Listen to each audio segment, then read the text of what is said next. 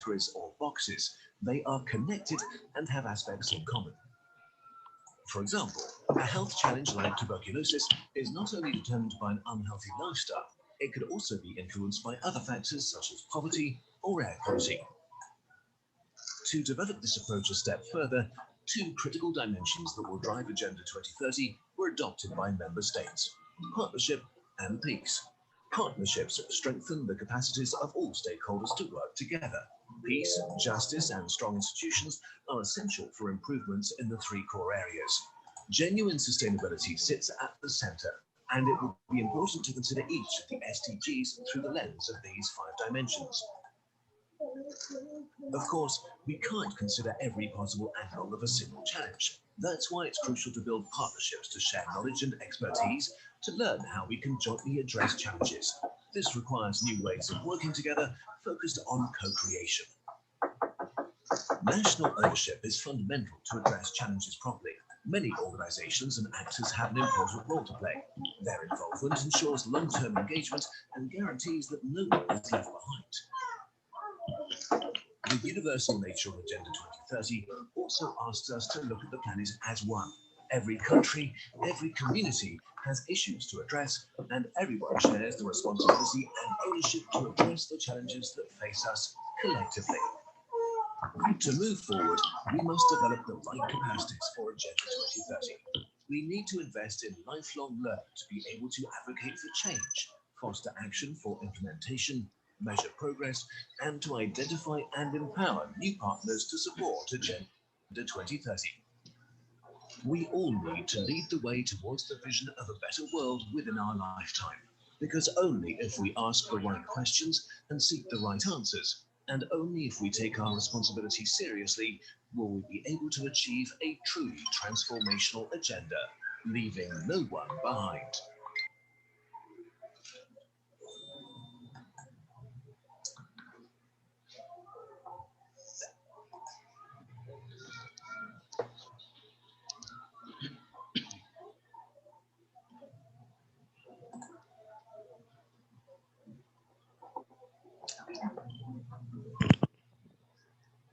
Hello, good morning, everyone.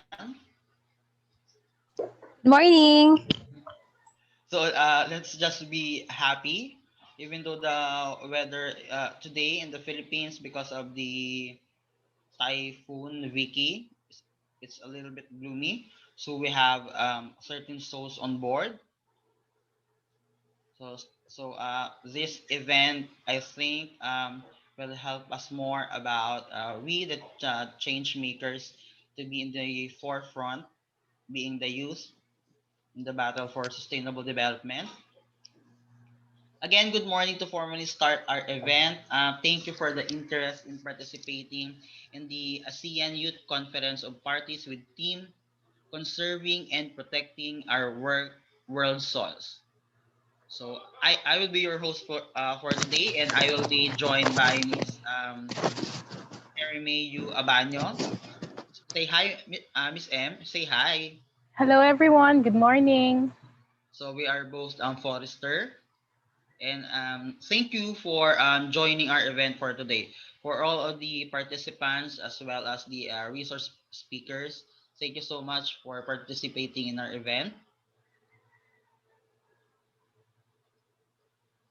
Right. So, in observance of the World Soils Day 2020 and in celebration of the seventh YCLE anniversary through the YSEALI Unified 2020, this event aims to unify the youth community as an environmental stewardess in the protection of soil biodiversity, including the contamination at all forms.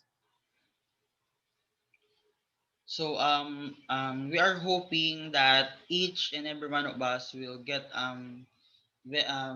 something that is very helpful in our battle cry for our environment.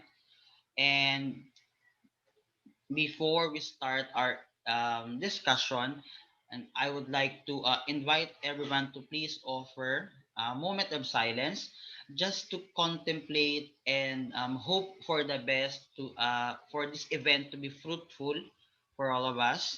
So before we could start our national anthem and by singing our ASEAN hymn. Please offer a moment of silence.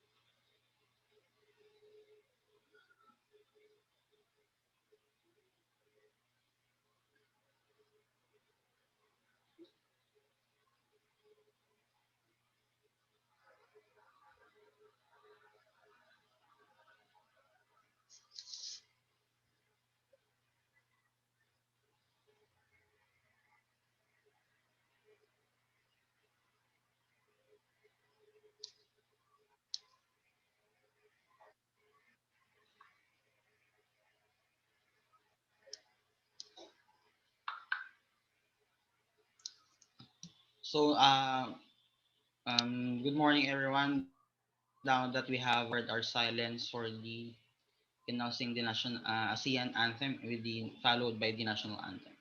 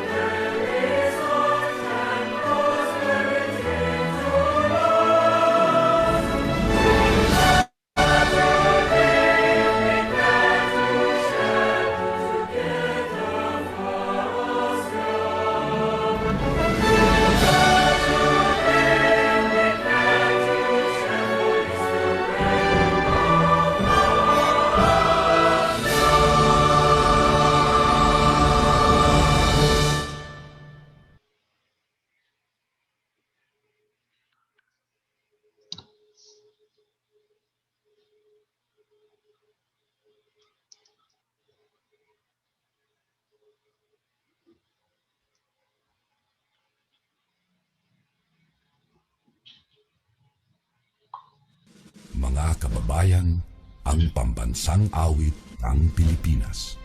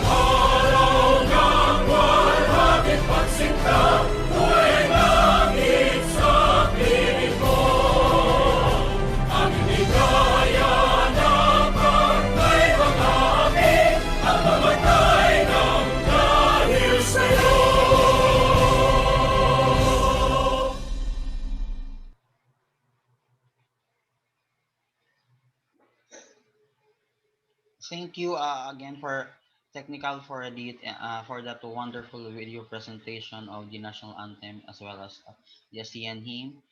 And now to deliver our opening remarks, let me introduce the co-founder of the Youth Climate Navigators. Miss Crystal May Peñaflor has obtained her bachelor's degree in forestry at the University of the Philippines, Los Baños. She is a licensed forester, and a recipient of the Forest Foundation Philippines Incorporated undergraduate thesis grant. She was able to present this research as an oral presenter at the Climate Smart and Disaster Resilient ASEAN International Conference. She also have attended Model UN Conference, Youth Congress, and she served as the president and chair of the 2019 Southern Tagalog Youth Parliament. She is also an ambassadress of the Global Youth Climate Network, an initiative of the World Bank Youth Community. In 2018, she joined the World Forum Youth as a panelist at Sharm el Sheikh, Egypt, with the auspices of Egyptian President. From August 2019 to October 2020, she served as the Information Officer at the Climate Change Commission, Office of the President of the Philippines. Currently, she serves as an Assistant Country Director of the International Youth Society. So, our Miss KM is indeed have this very impressive credential. So without further ado, let me introduce to you and please give her a warm of applause, Miss Cristel Peña Flor. Thank you, Alexis and M, for your kind words and your spectacular support and leadership for the Youth Climate Navigators. We, the co-founders, deeply appreciate your support to us. Distinguished delegates, fellow youth leaders, friends, ladies and gentlemen, on behalf of the Youth Climate Navigators, I'd like to welcome you to the Association of Southeast Asian Nation Youth Conference of Parties, Asian Cop, Conserving and Protecting our World Soils. I would like to thank my co-founders, our volunteers, the U.S. Embassy in the Philippines through their wisely unified event for their generous support, and without them, this convention would simply not have been possible.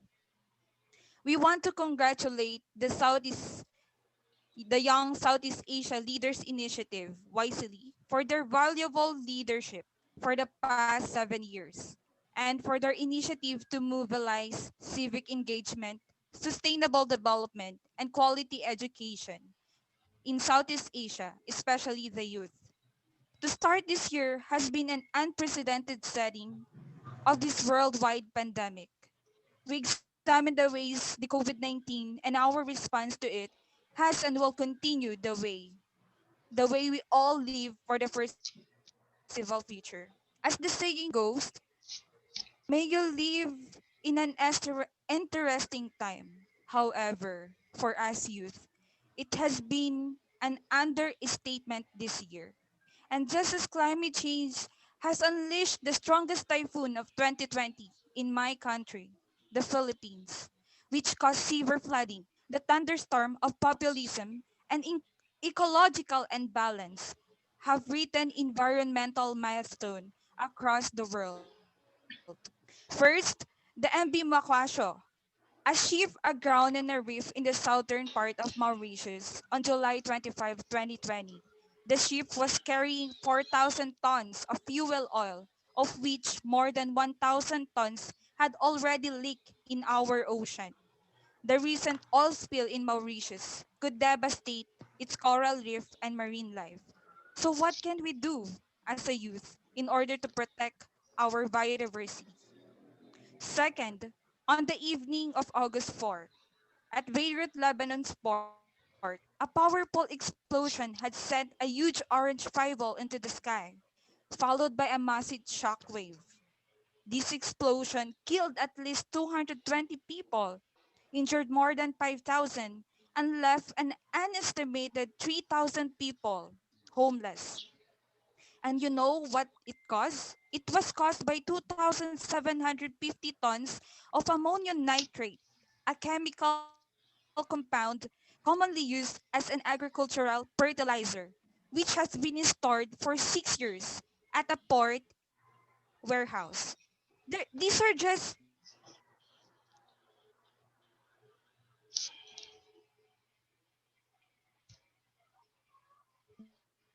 dire consequences of hazardous waste misration are our stability and risk and resiliency. These are pretty stressful time indeed.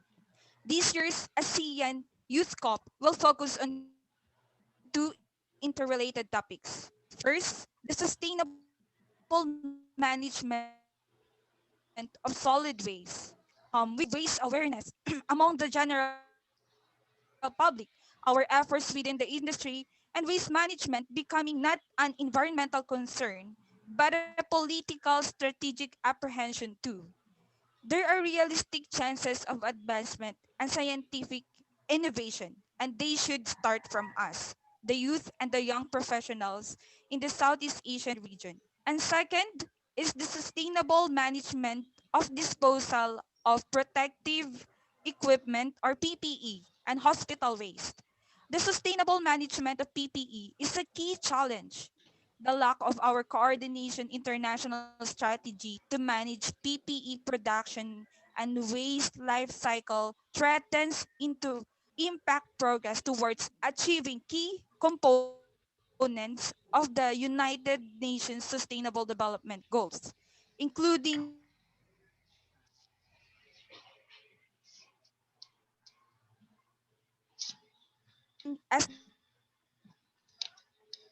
SDG 3, good health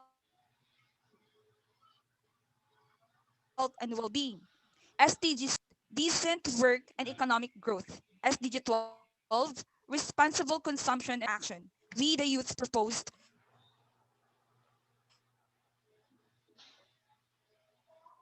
product life cycle strategies that should be integrates over the next few hours. We will be taking stock of ASEAN policies and measures that could pave the way of its long-term goals of reducing solid waste and biohazards, those enshrined with the ASEAN Vision 2025.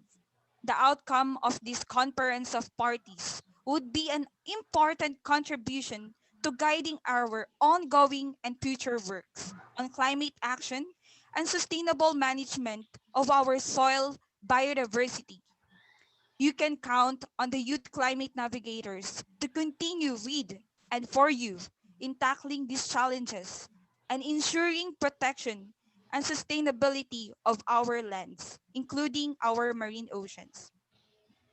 Remember the world soil scientist in chief of the USDA's Bureau for Chemistry and Soils, Dr. Charles E. Kellogg. He said, essentially, all life depends upon the soil. There can be no life without soil, and no soil without life. They have evolved together. End quote. Dear future leaders, may our resolution do not end on a mere paper, but rather we act on it to empower our communities. Thank you and mabuhay. Thank you, Miss Christel, for that very inspiring speech, and I felt like invigorated regarding the speech of Miss Christel. And thank you so much for briefing us about certain happenings or events, very important events that are happening throughout the world.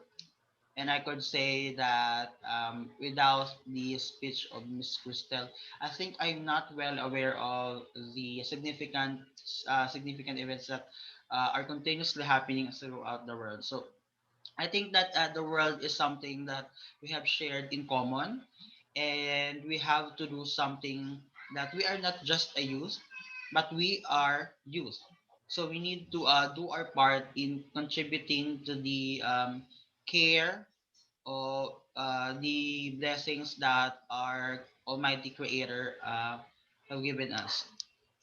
And I would like just to ask everyone to please hope hope for the best and pray for the welfare of one of our co-founders of the Youth Climate Navigators, uh, because currently the Philippines is now facing the ravage of a typhoon, and particularly in the Bicol region. So that's why one of the uh, co-founders of YCN is currently in the Camarines region, where the electricity, as well as they have experiencing power interruption because of the typhoon.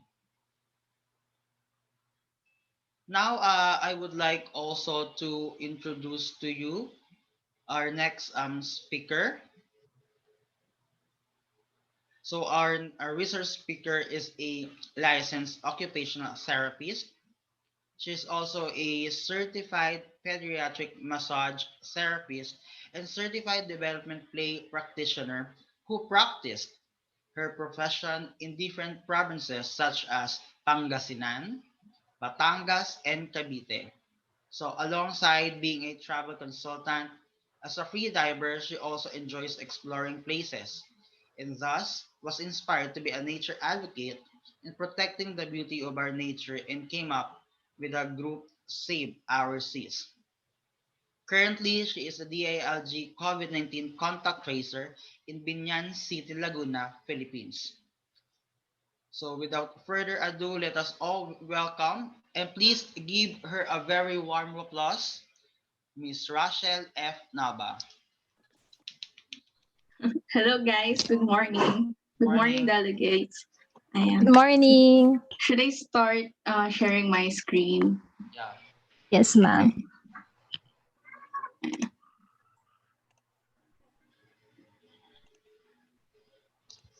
Hold on. Is it on already? Yes, Sorry. yes, Mrs. It's okay. Just take your time. Can you see it already? No, it's yeah. Yeah, yes, yes. That's it. Okay. Ayan. So again, good morning, delegates. First of all, I would like to thank you for being part of this meaningful event. In this presentation, I would like to share you my experiences and observations in my own community with gathered information from the municipality and community of my own hometown, which is here in the City of Life, City of Binyan, Laguna. Before our main topic, let me share you this picture I took in Bawan, Batangas. Hold on, my laptop keeps on lagging. Okay.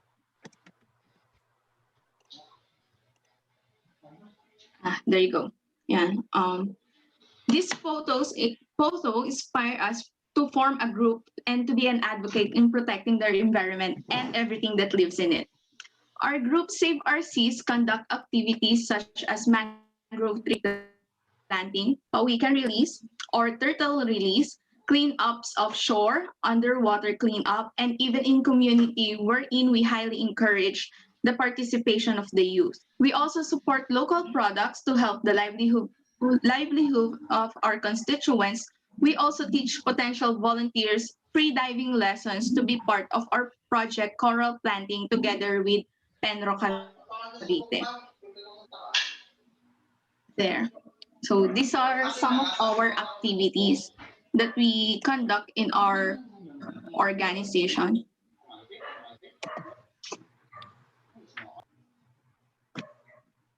And here are some of many things I do here at home to somehow make use of the um, waste somehow that we produce here at home so that we can make it more functional. So here we use the food packaging as um, plant bag, and then I use newspaper for my gifts in for my kids, and then I use pizza box as template when I'm teaching children with special needs. So that is some of my um, initiatives to lessen the waste.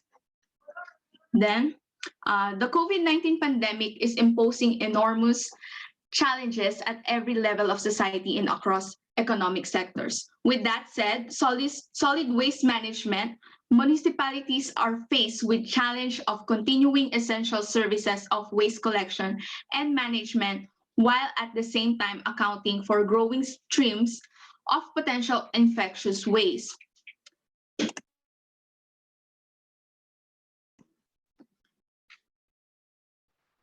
And then, with that, at the same time, potentially infectious waste and protecting the lives of formal and informal workers. And then, one of the primary message of the UNEP, wait, there you go. One of the main message of UNEP or United Nations Environment Program is for us or the municipality to use existing waste management system to their fullest whenever possible. Because their point is it's not ideal for the government or the municipality to come up with new, meaning we will start from scratch. Let's face it, that we already have this system, but it is not properly implemented. Thus, we have this type of pollution around us. And then,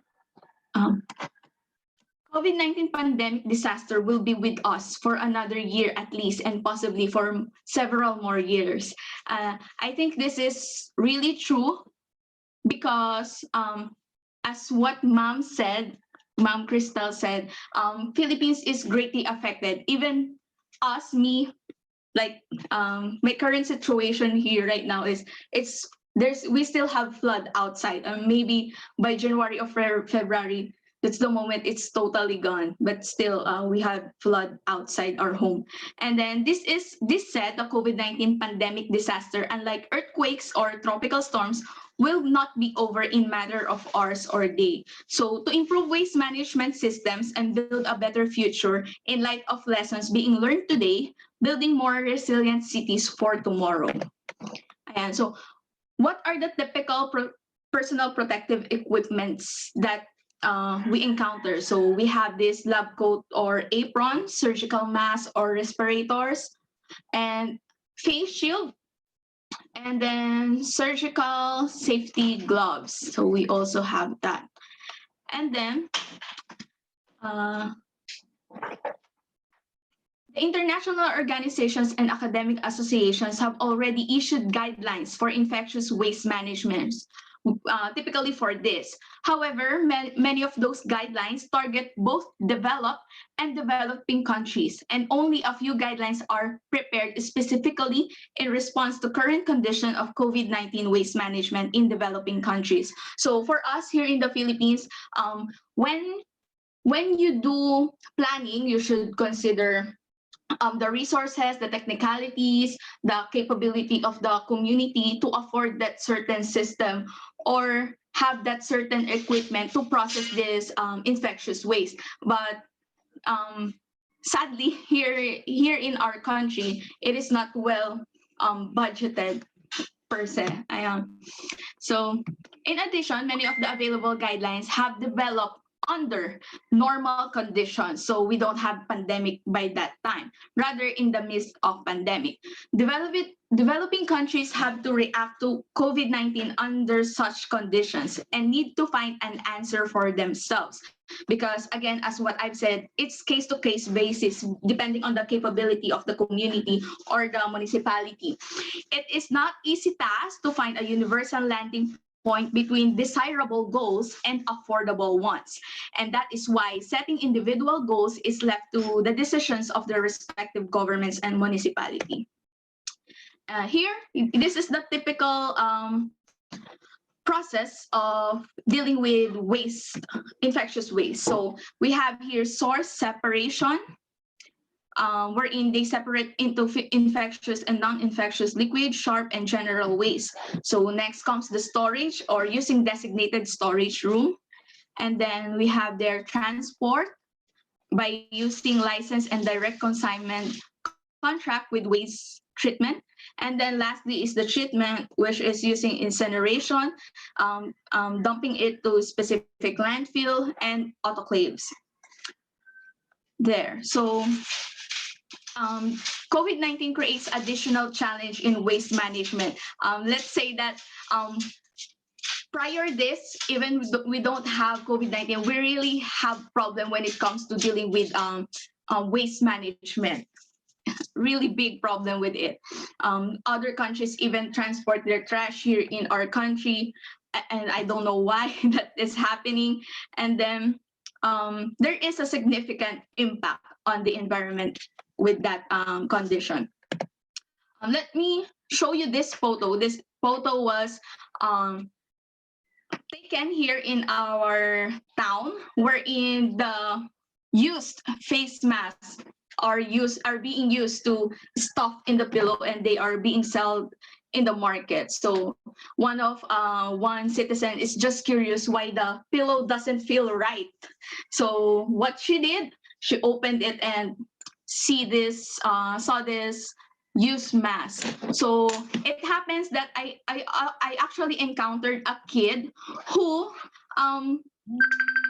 somehow dig into the trash, and then somebody asked him what was he doing with the trash, and then he answered that he was looking for face masks. So that's the moment I somehow connected that scenario to this situation. Ayun. So there is often a large gap between what is discussed and what is implemented in the area of waste management. So inadequate and inappropriate handling of healthcare waste may have serious public health consequences and a significant impact on the environment.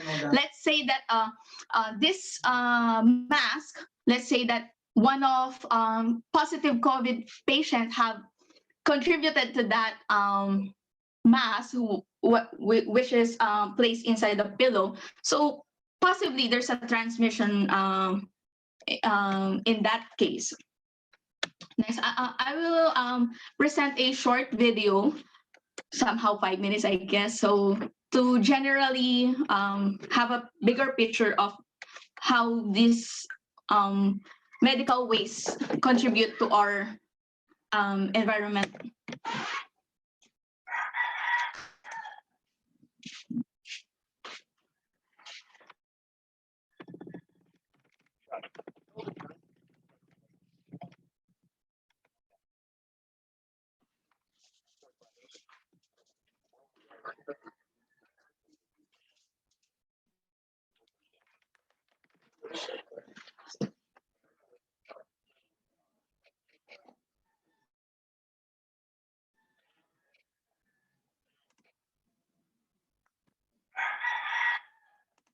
Tapos ka na?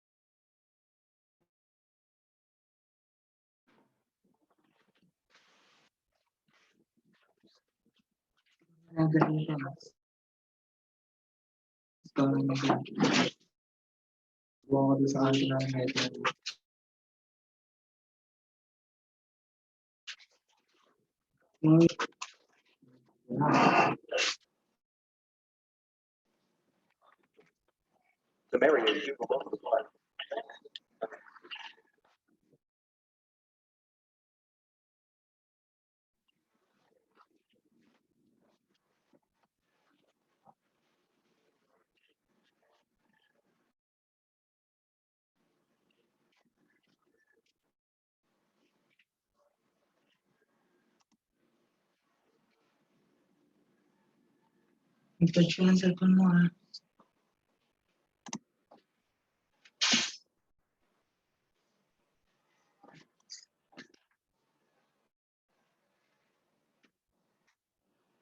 Sorry, I think my internet connection is unstable.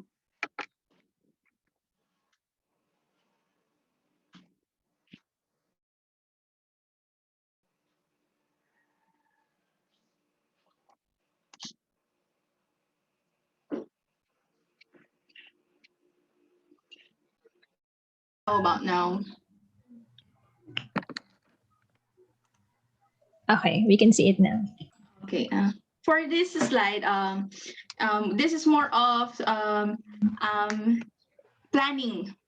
So with the thing I presented earlier, so these are the things that we could do to have a proper or better plan in case of another pandemic. Hopefully not, but at least we are more prepared to deal with it. So step one, we should have a rapid assessment of waste management status. Let's say that how is your waste management in the community doing so far? So develop a contingency plan is the next step.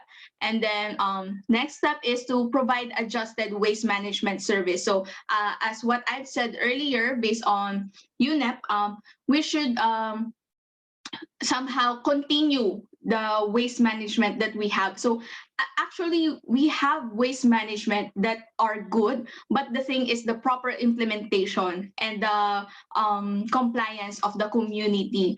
And then that is the emergency phase, the rapid assessment, development of contingency plan, and provide adjusted waste management. So that is the emergency phase.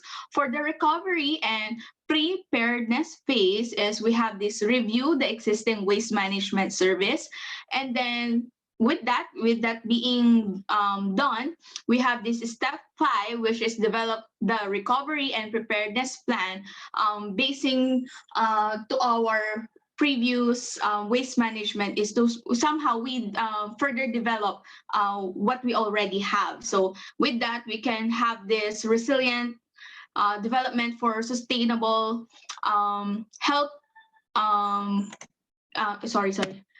Health waste management. And with that, we could lessen this. Actually, this photo is taken in our lot corner. So this is one of our group's projects. So I hope that we don't end up contributing medical waste in this type of area, because this is within the community. But somehow, given that we are flooded here in Laguna, so as I've observed, there's no proper segregation of infectious waste or use face mask, which is typically used in the community. And the face shield, I don't know if you're familiar with the cheap one, the cheap face shield with thin acetate, and you have this frame of glass. Typically, I can see the government distributing those, but the people in the community tend to just dispose it everywhere or anywhere. So that's one thing that I think that us as a youth should empower the responsibility of the community in taking part of responsible waste management. And then I don't think I should play this anymore because it's somehow just related to the other one earlier. So it focuses on how the waste from our community ends up in the ocean. So being with this being mistaken by the animals as food, they intake it and they actually die. So imagine that our waste being the end of other living things in the earth. Yeah, so this is the condition now of the previous one. This is it now. Yeah, so we totally cleaned it up, but now that we are flooded, so some of the residents throw their garbages again there, mixed up with personal protective equipments. So just imagine that those waste are being washed up along the streets. So it's really hard. Our situation here is really hard because the garbage truck cannot go inside our street. So that's what we're dealing with as of now. So imagine the other things that we could get from there or from that problem. So it could cause another problem when it comes to health concerns. There you go. So this is my resources. So if you do planning, you could actually check out this first resource that I have, which is waste management during the COVID-19 pandemic, from response to recovery. This is such a good research. It's from the United Nations Environment Program and International Environmental Technology Center. This was actually gathered information from a lot of countries. So I think it would be best if you check out some of the solutions that they already have there. But again, since that we have different economic status, we have different practices, we have different beliefs, so that I think it would be better if we have a program or plan that really suits the needs of each community. There you go. So I hope I was able to contribute something for the making of the plan, and I hope we refuse or reduce single-use plastic, as it is another, it causes another problem in our community. And do use or as World Health Organization actually encourage the use of cloth if you are not dealing with infected or infected individual or positive individual. And if actually do stay at home if not necessary, do not go outside, so that there will be less waste produced. And do use more environmentally options. And that's it. I hope you have a good day, and thank you for having me as your resource speaker. And that's all. Thank you. All right. Thank you so much, Miss Rochelle Nava, for that very informative discussion. So now we will move on to the question and answer portion. So just a reminder, please be sure to type your questions into the question box in your control panel, or you can opt to open your audio or and video for the questions. So to the audience, in case your questions were not picked, don't worry, we will gather all the unanswered questions and get the answers directly from our speaker. And we will be sending it through the email that you have provided with us. All right. So we can start now with the question and answer portion. So if you do have questions, please type it in.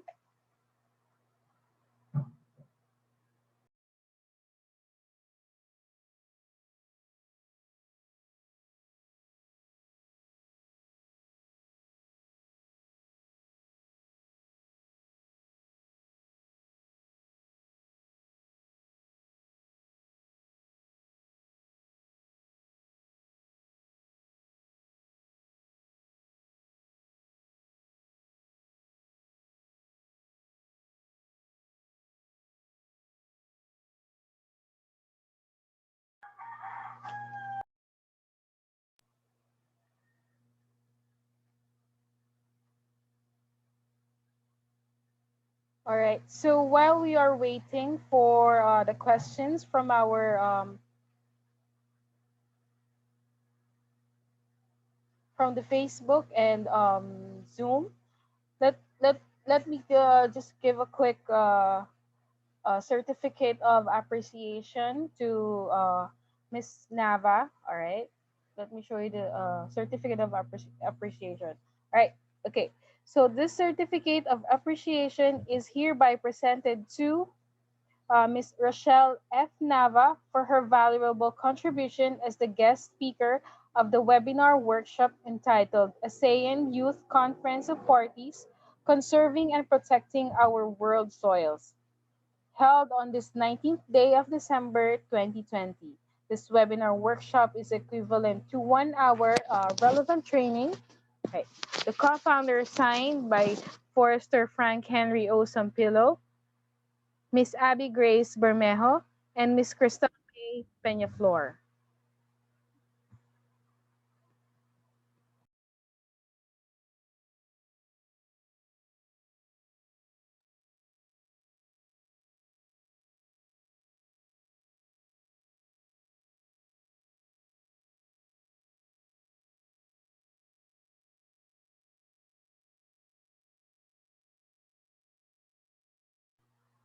All right, thank you, Miss Nava. So now let me check here if we do have questions from our delegates.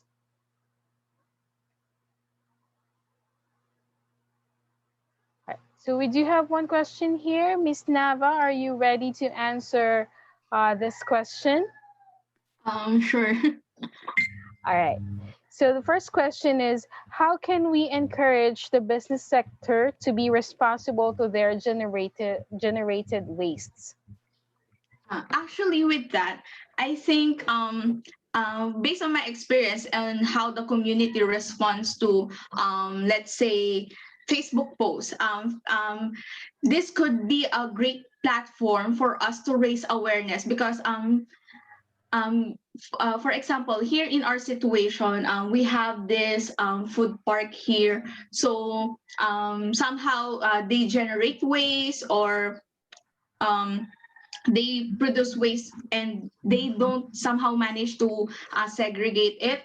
And then I think that's one good platform to raise awareness, to post it, because let's say that the the Facebook community is really powerful in um, raising awareness. So with that, with the help of the people, you could also raise it in, let's say, in the sector of the barangay. I don't know how they call it in the other country, or the concerned branch of the government. So actually, all you really have to do is document it, voice it out in the concerned party, and they actually will do action for it.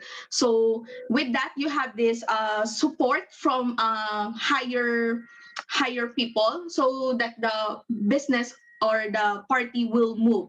So I think it's one good thing to do, because technically based on my experience, I don't actually deal with too much loss or whatsoever. But it's necessary. But based on my experience, I actually do it that way. So I document it. I raise it to the higher people, and they actually do action. So I think that could be one thing that you could do to deal with the problem with when it comes to the business establishments.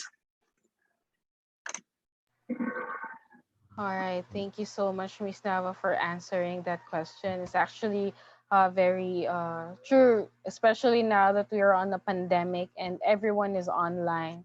So awareness through online is actually a good platform in raising um, awareness to the business sector. All right. So for our second question, right? Are you ready, Miss Nava? Go ahead. Okay, so how can we encourage our policymakers to craft policies on single-use plastics, given that countries like the Philippines is considered as one of the plastic ocean polluters? Okay. With that, we really have big problem when it comes to that. Given that the Philippines is an economy sachet country, and then we always choose convenience when it comes to purchasing things. So I think when it comes to the policies, actually, I have experienced that here in our city, that they didn't allow the plastic bag, the one that have like the typical plastic bag. So they stated there that refuse single-use plastic, do not use this plastic, but still they substitute it with still plastic, but they just don't have the handle. So what is the law for if you're still using the plastic? So those are the flaws when it comes to providing or implementing those type of uh, policies, because let's say that not everyone are open when it comes to bringing their own containers when they go to the market, because I have actually practiced that. We call it bayong here in the Philippines, or the fish nets, or the fish net bags, that's what you call it, the net bags. So we put there our wet goods. Yeah, so let's say the fish, the pork. So we put it there instead of putting it in plastic, so it's more reusable. So I think when it comes to the policy, when they make a policy, they should provide or enumerate the things that should be there, let's say the substitute for the plastic waste, because there's a lot of policymakers that they just say refuse single-use plastic, but they are not providing the alternatives.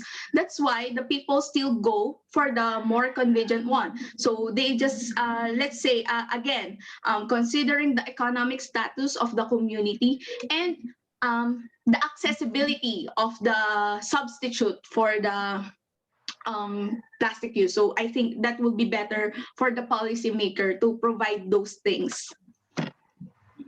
That's right. Just in case some of you don't know, here in the Philippines, there are cities that ban the use of plastic bag, but it's actually ironic that when you go to a fast food, they ban the use of straw, but they give you a plastic spoon and fork. So it's just the same as using um, plastic, right? So it's kind of weird. So yeah, I think that is right. That it should have a more concrete. We should have a more concrete policy as to which goods or which items should be used on a single use plastic bag, or what kind of alternative should be used, right?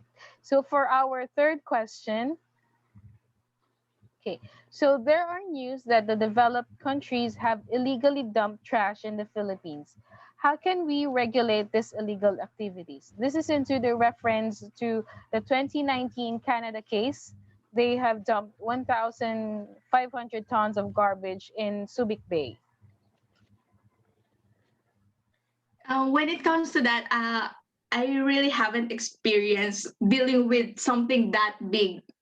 So I think someone, I think from the higher grounds, if you have any any from the host, I haven't experienced that case before. So, or when it comes to dealing with that, I think again, platforms, social media platforms could be greatly used when it comes to increasing awareness. And again, I hope those policies could be im- um relayed to the community so that they are aware of their rights when it comes to those type of scenarios, because it is really not good for other people or other countries treating us that way, because still we are living in one world, so we should be taking care of it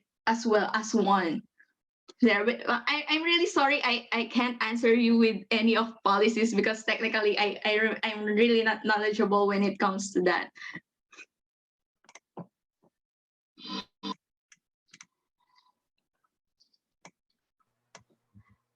All right, thank you, Miss Nava. It's okay.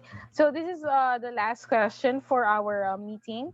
So, what do you think the ASEAN community must do in order to promote sustainable management of our solid waste to enhance our green recovery from COVID-19?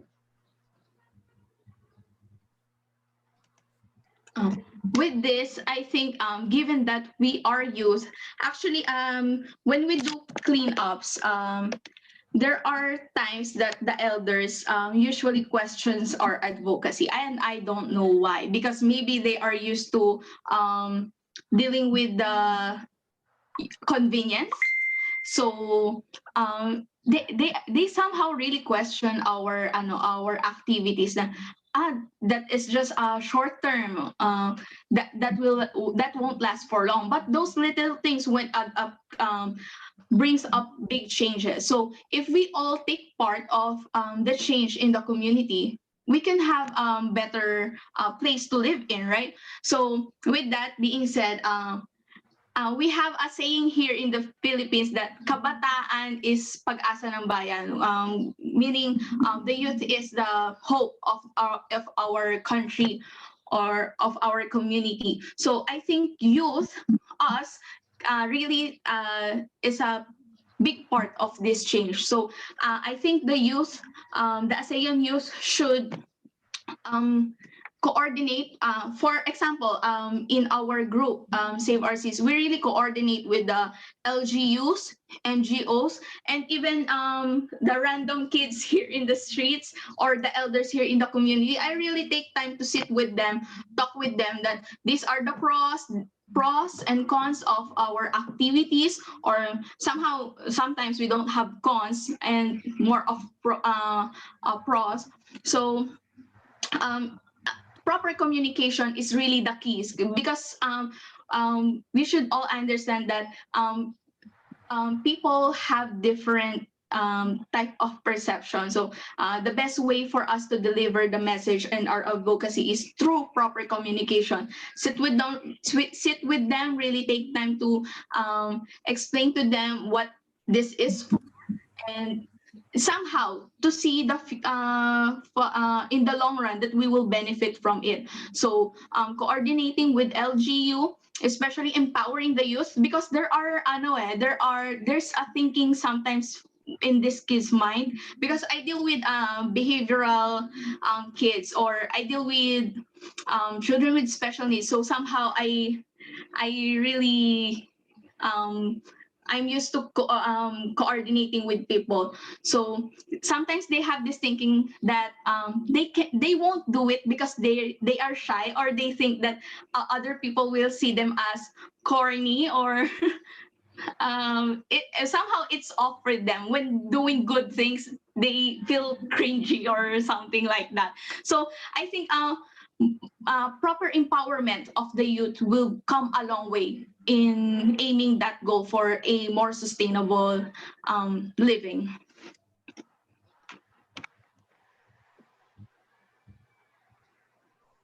Yes, I do agree with you, Miss Navas. Actually, we should start from the grassroots level upward. So, a focus group discussion into um, information dissemination to the youth. Right. So, thank you all for today, and thank you to everyone who have watched us via Zoom and Facebook Live. So, for the participants for the afternoon session, kindly stay tuned as we will be having our lunch break, and we will be back at 1 p.m. Right? And Hello, again, Miss Abanya. yes. Okay, so just I will just add some few reminders with our ASEAN delegates. So, like what Miss Abanya has said, our afternoon session will resume on 1 o'clock p.m. or 1:10 p.m. And a few reminders that we will be using the same invitation link. So, thank you. Right. Again, so thank you everyone for becoming part of the morning session of the YCN's ASEAN Youth Cop. Again, I am one of your hosts, and in behalf of my co-host Alexis T. Fajardo, we are now signing off. Hello. Again, sorry. But I guess let's give us a chance to have a photo Ah, opportunity. yeah, a photo That's of. okay with the delegate. So may we request all the delegates and everyone in the Zoom to open our cameras, and we will do have a quick photo ops, right? Again, may we request everyone to turn on their videos.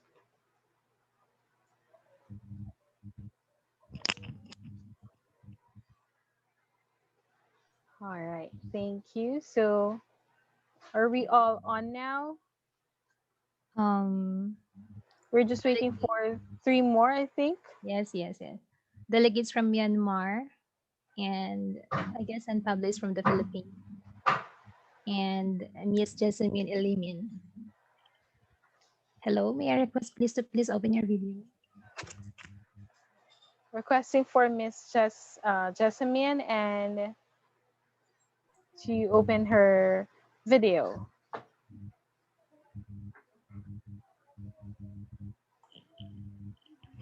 Okay.